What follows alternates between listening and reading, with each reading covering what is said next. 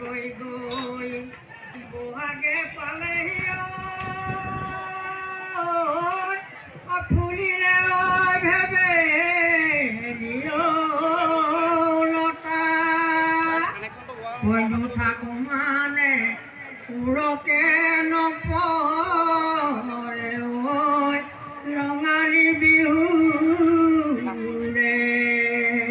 কথা।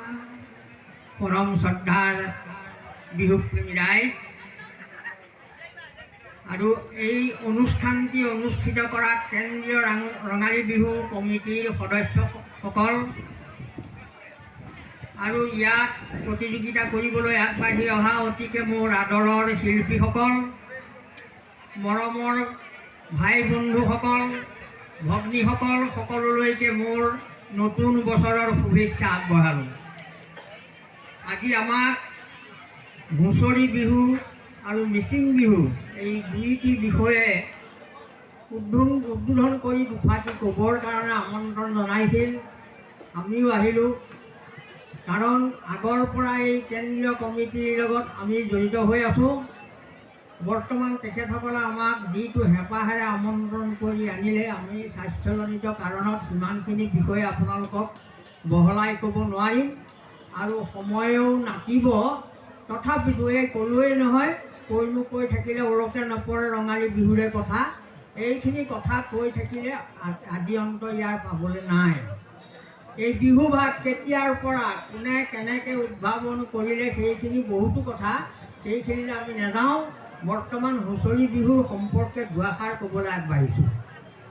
এই হুঁচৰি বিহু, হুঁচৰি, হু মানে উচ্চ স্বৰে চিঞৰি বাখৰি, চৰি মানে ঘূৰি ঘূৰি, গৃহস্থৰ চোতালত ৰাইজে যি ফাঁকি নাম লয় সেই ফাঁকি হ'ল হুঁচৰি। গতিকে এই হুঁচৰি ভাগ কিয় পাতিবলগীয়া হ'ল?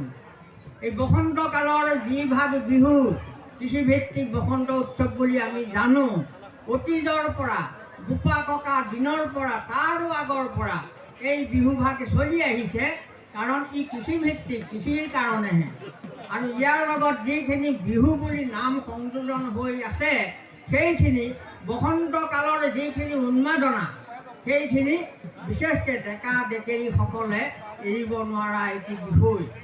কাৰণ বসন্ত কালত প্ৰকৃতিয়ে যেনেকৈ গছ পাত, ফুল পাত আদি সকলোখিনি সলাই নতুন সাজ পিন্ধি উত্ৰাৱল হৈ পৰে, তেনেকৈ নদ নদীৰ পানী, গছ গছনিৰ পাত ফুল, কুলি কেতেকীৰ মাত ইত্যাদি ইত্যাদি বিষয়বিলাকেৰে আমাৰ মনকো উদ্ভ্ৰান্ত কৰি তোলে।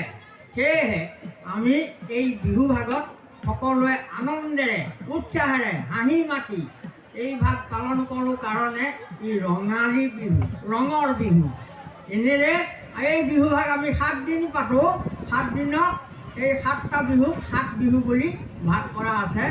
যেনে হাত বিহু, গৰু বিহু বা চতৰ বিহু, বহাগ বিহু বা মানুহৰ বিহু, গোসাঁই বিহু, চেনেহী বিহু বা কুটুম বিহু, এৰা বিহু, চেৰা বিহু আৰু এৰা বিহু।